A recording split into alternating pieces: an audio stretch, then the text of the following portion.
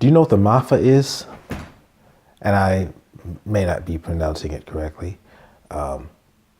It's a Swahili word, and I wasn't familiar with it up until some years ago. But the concept meant something to me. By the way, welcome to day 6. Today is day 6 of African History Month. Happy African History Month. The Maafa is the Swahili word for great disaster. It is a term to describe the African Holocaust.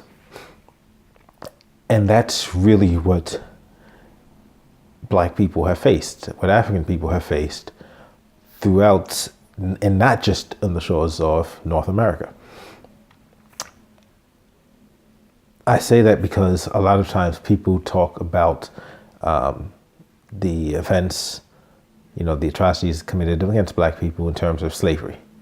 Yes, slavery happened, but other people were slaves. Slavery existed for a long time, and it's over. Slavery ended in the 1800s. Get over it. But that is, I can't even say it's ignorance, because the people who are saying this, I know most of the time know better.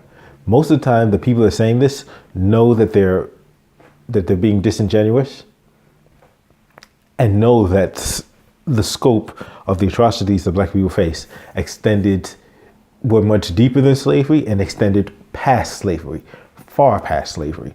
Because after slavery, you had the Black codes, you had the vagrancy laws, you had the sharecropping, you had Jim Crow, you had so many other systems built to wreak havoc, to rain hell down upon Black people. It was a coordinated, systematic, coordinated, specific effort to oppress, to destroy Black people,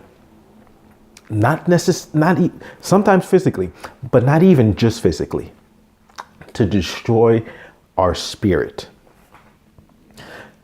And it's clear that it's taken a severe toll on our psyche as a whole. Excuse me. It's very clear that it's the hundreds of years of terrorism, of state-sponsored terrorism, of murder, of rape, of denigration, and even just look up that word denigration. Seriously, look up that word, look up the roots of the word denigration, just to give you an idea of of what I'm talking about. But of debasement, of systematically wanting to break a people. That's what we're dealing with here. And it didn't just happen on this continent. If you look on the African continent, number one, if you look at other, there's areas, slaves weren't just brought to United States as we know them now. There were other islands.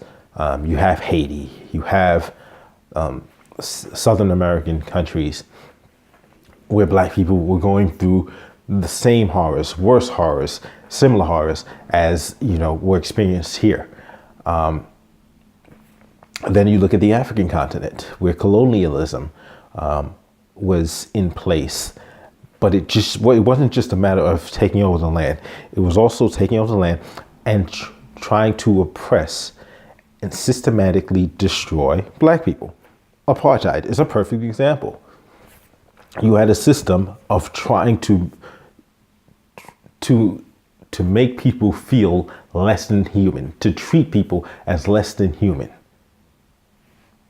These are not isolated incidences. And to try to treat them as isolated incidents is disingenuous, is ridiculous. It shows a lack of knowledge. I mean, seriously, it shows a complete ignorance of knowledge, of history, of any type of common sense or logic to try to say, oh, slavery was over and that's it. and to try to divorce it and separate it from the greater context of the horrors that were visited and have been and still in new forms continue to be visited upon Black people. That's why the term Maafa, or the African Holocaust, is a term that must be remembered in Black communities and must be taught in Black households. Because, for number one, as Black people, we cannot allow ourselves to think of the scope of these atrocities as less than they actually were. And we shouldn't go for letting other people minimize these experiences, these atrocities, these horrors, because number one, we need to repair from these horrors.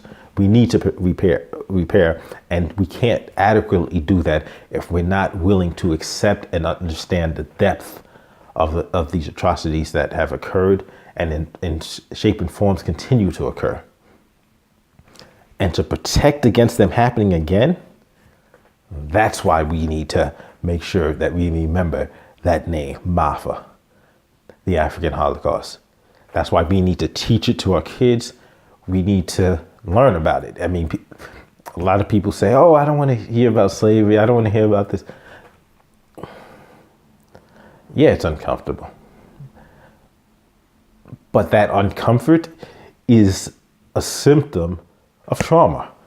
It's a symptom of trauma that is still being experienced, because there's so many times you can see how that trauma still affects negatively, it still continues to negatively affect us as communities. But we have to be able to look at it, study the history, understand the history, feel the history, and make sure it's real to us. Because if it's not real to us, then we're not going to do what we need to do, what needs to be done to heal from it, to rebuild from it, and to become stronger from it. We will continue to have these symptoms of this trauma that we haven't dealt with. So I encourage everyone to, start researching the Maafa, the African Holocaust, those terms, and not to be afraid to look at what's happened in history, not just in the United States, all over the world, and how deep these wounds are, so that we can actually begin to heal. Thank you for joining me today, and I will see you tomorrow.